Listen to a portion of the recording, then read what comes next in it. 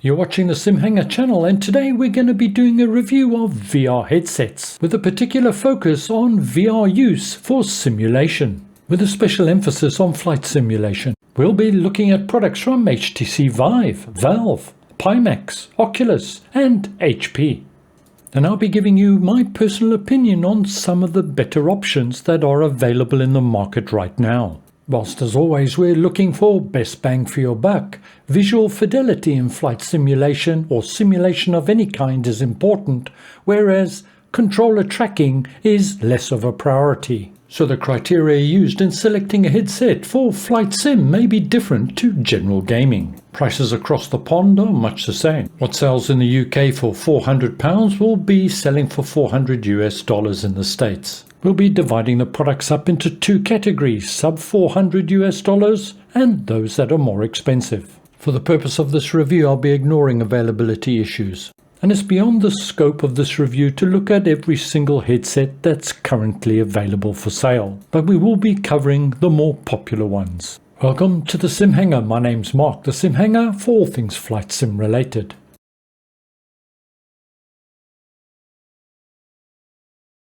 The recent release of the Oculus Quest 2 has obliterated all opposition in this category, with the 64GB version selling for $299. Boasting a comparatively high resolution at 1832 by 1920 pixels per eye. It gives some of the high-end headsets a run for their money. This headset can be operated as a standalone device, taking advantage of its high-end Snapdragon XR2 processor. Or in the case of something like Microsoft Flight Simulator or Xplane, you'll need an Oculus PC link cable, which is an additional purchase. That can set you back something in the region of $80, but third-party products can be found for a fraction of that price. The Quest 2 has built-in speakers, but sound is adequate at best. But it does have an audio jack, so it can accommodate headphones no problem. The product has a single LCD panel, and its field of vision or FOV is slightly narrower than most headsets. And the impact of this is that screen door effect has almost been eliminated. It is a 3-position manual IPD adjustment for 58mm, 63 and 68. If your IPD is out of that range, this is probably not the headset for you. The head strap is basic and not the most comfortable, but it's not a deal breaker. There is an optional Elite head strap available for $49. It can accommodate those that wear average size glasses, details on their site. Product setup is straightforward. There's also a 256GB version selling for $399. But if you're going to use it mainly for flight simulation and link to the PC, then the $299 option is the better one to go for. So the hands down winner in this category is the Oculus Quest 2. There just isn't any real opposition. But what about the Oculus Rift S, you may say? Quite often now you can find it on sale at $299. That's a $100 reduction on the normal list price. Well, the reason I haven't included the Rift S is simply because it's being discontinued spring 2021, and it's already disappearing off retailers' shelves. It's clear that Oculus, or should I say Facebook, are focusing squarely on the Oculus Quest 2.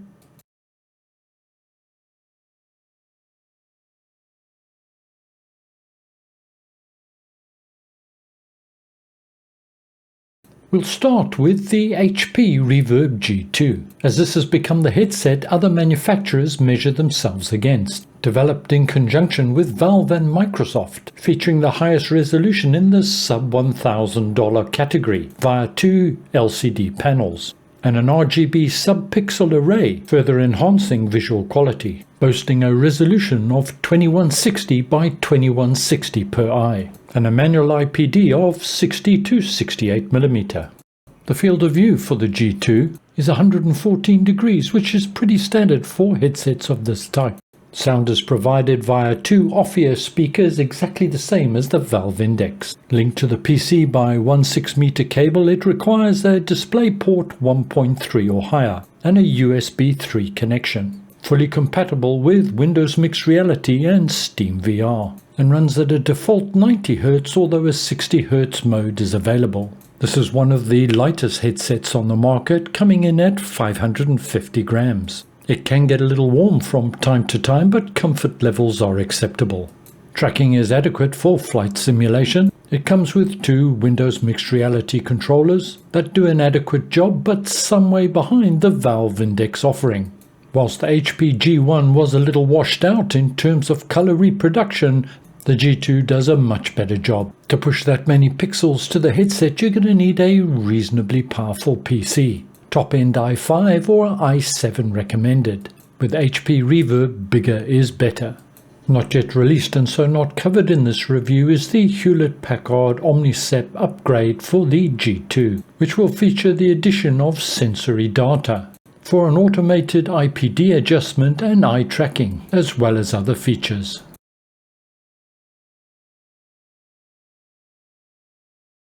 HTC's Vive Pro is aimed primarily at the enterprise market. Build quality is very good indeed, and is priced the same as the HP Reverb G2 at $599. However, that price is just for the headset. This headset requires external tracking and so uses base stations. So headset, base stations and controllers will set you back something around $1,100. It uses 2 special low persistence LCD panels with a resolution of 1440 by 1600 per eye. Unfortunately, the display is not supported by the RGB sub-pixel strip. Combine this with the lower resolution and the overall price point to get a system up and running. There are better deals in the market right now for flight simulation.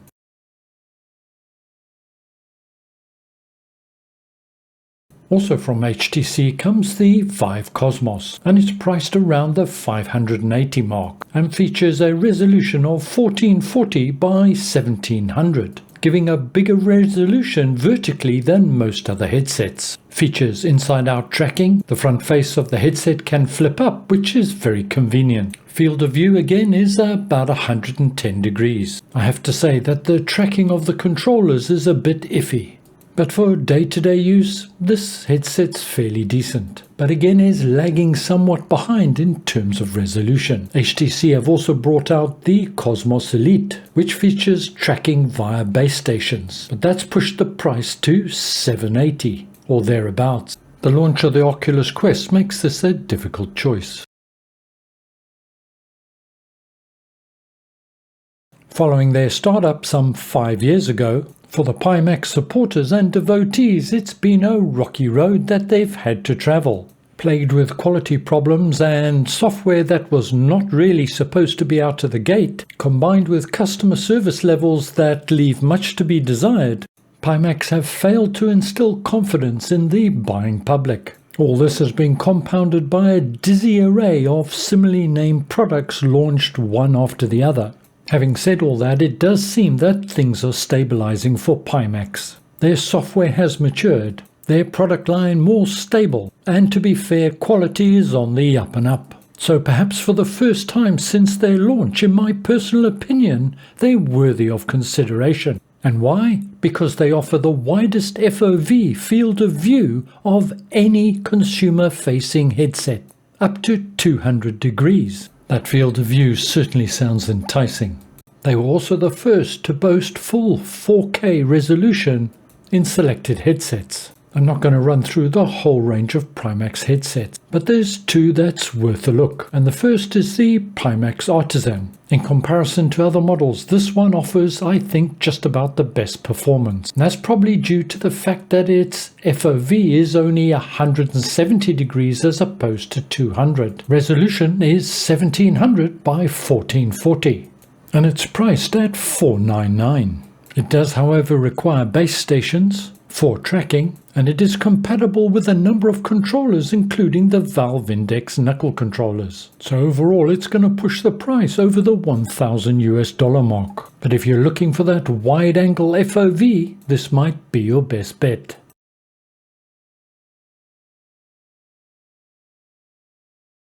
Pimax's top of the line is the 8KX, featuring dual 4K RGB pixel matrix panels. So the 8K, just to be clear, is 4K per eye, which is, yeah, it's still 4K, but is the highest resolution available in the market right now, with an FOV of up to 200 degrees, measured diagonally.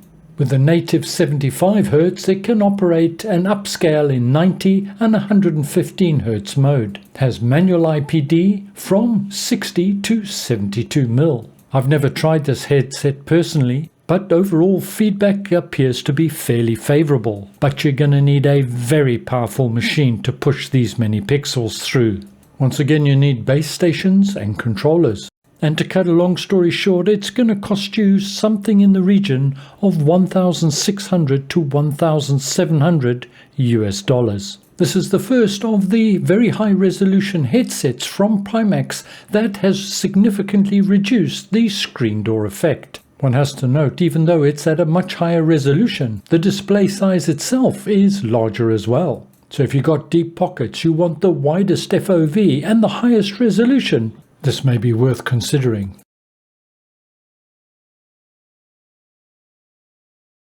As soon as you pick up the Valve Index, you know you're picking up a quality product. It's extremely well made, with a lot of little attention to details that matter, and in my opinion, probably one of the most comfortable headsets to wear despite being relatively heavy.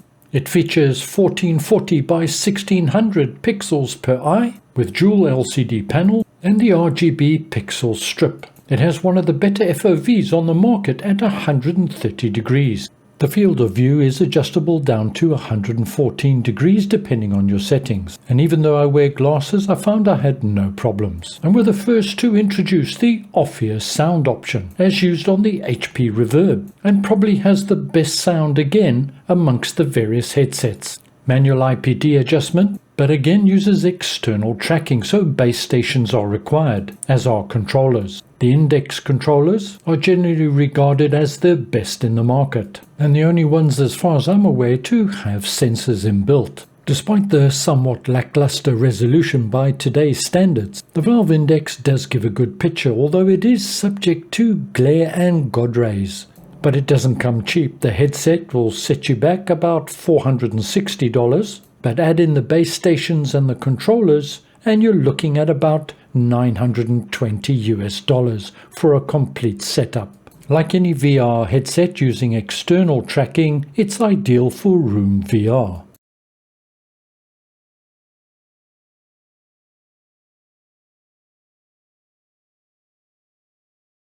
My recommendation for best overall headset for simulation, balancing visual clarity with price, is the HP Reverb G2.